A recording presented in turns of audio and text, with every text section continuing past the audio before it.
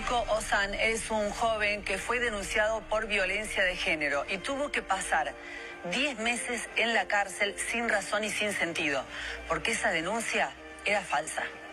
Me pusieron amenazas, coacciones, lesiones leves, desobediencia de la autoridad, privación legítima de la libertad. Eso era más complicado. Y en un orden público me puede venir con 8 o 10 años con eso. Violencia de género también, ¿se había acusado ella? Porque por eso le dieron un botón. Sí, por eso le dieron un botón de pánico. Y encima con todo esto que hacen, las mujeres cobran una pensión por eso, por todo eso. Una mujer ahora a una persona lo quiere hundir, lo hunde.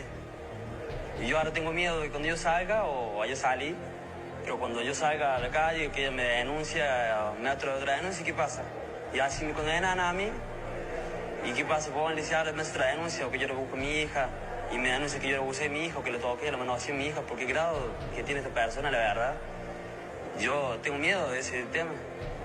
El gasto económico, psicológico, bueno, a mí me salió un derrame en el ojo justamente el día del juicio, mi mamá con depresión, con la tensión alta.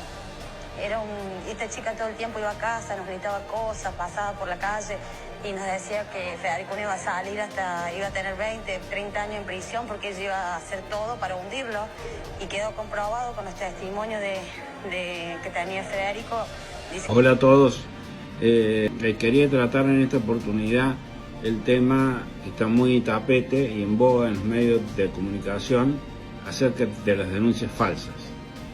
Bueno, sobre este tema hay que tener en cuenta algunas cosas importantes. Primero, que las conocidas como denuncias falsas son las realizadas en el marco de una probable, situación de violencia familiar. Bueno, ¿qué sucede?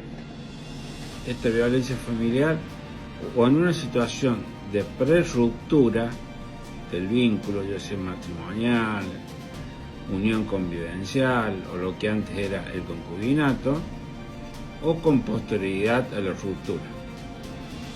No antes. Mientras hay cordialidad en la pareja, es bastante improbable que se dé una situación de denuncia familiar únicamente con el propósito de una ventaja económica. Esto se da como consecuencia de una ruptura o de una prerruptura. O cuando la que piensa realizar una falsa denuncia, avisó a signos de que la relación se va a romper. Máximo en el caso de las relaciones patriarcales, donde el hombre es el que provee de los alimentos. Entonces muchas veces la mujer, ante la desesperación de quedarse sin el sustento, ya que no trabaja y depende pura y exclusivamente en la parte económica de su pareja, tiene como resorte para remediar esta situación realizar una falsa denuncia en lo que es acá en Córdoba al menos el polo de la mujer. Pueden tener diferentes denominaciones el resto de las provincias, pero acá en Córdoba es el polo de la mujer. Lo que adopta el polo de la mujer, que pertenece a lo que sería el Poder Judicial, ¿no? O sea, la mujer no va más a la policía, del destacamento policial, sino pertenece al Poder Judicial y está a cargo de un fiscal.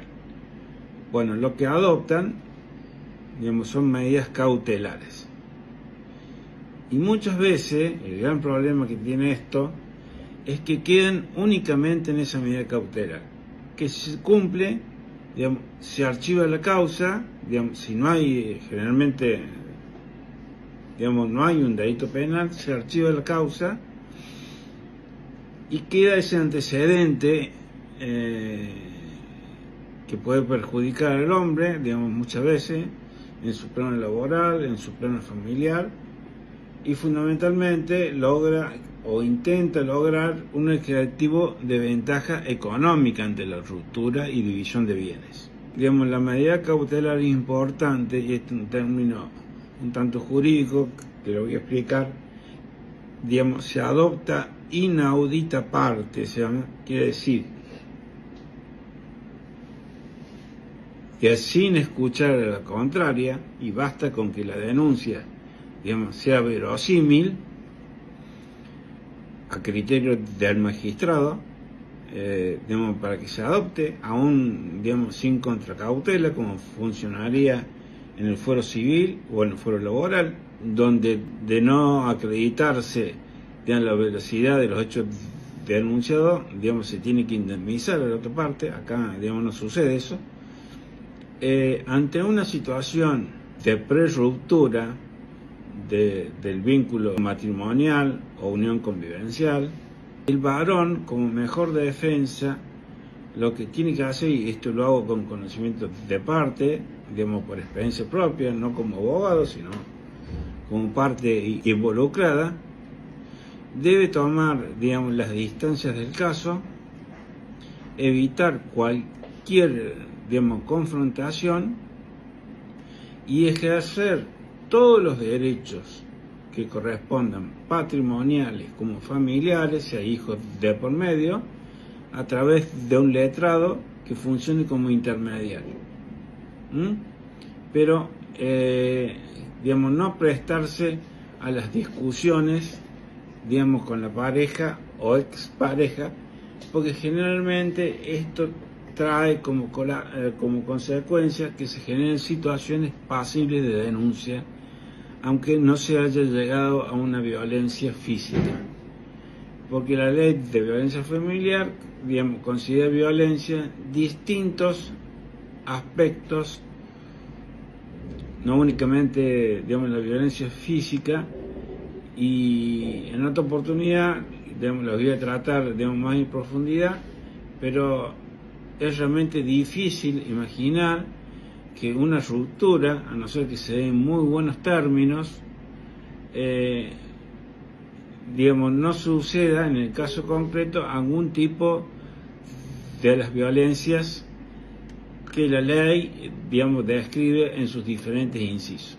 Por eso lo mejor es alejarse, digamos, manifestar la voluntad de ruptura y tomar distancia, y luego ejercer, digamos, la defensa, pero ya, digamos, sin estar en situación de convivencia con la pareja, con la expareja. Tomar distancia y ejercer, digamos, los planteos, hacer una exposición en la policía, que quede acreditado que el día de la fecha el hombre hizo abandono del hogar e inicia las acciones de divorcio, y ya, digamos, pasamos del fuero penal al fuero familiar, donde acá, digamos, la justicia familiar no va a poder declararse competente porque no hay una situación de convivencia. Ese es el consejo, digamos, que les puedo dar para que no atravesen todos ese sendero de dificultades que pasó este hombre en la información, digamos, periodística que me antecede al video. Gracias. Escucho los comentarios.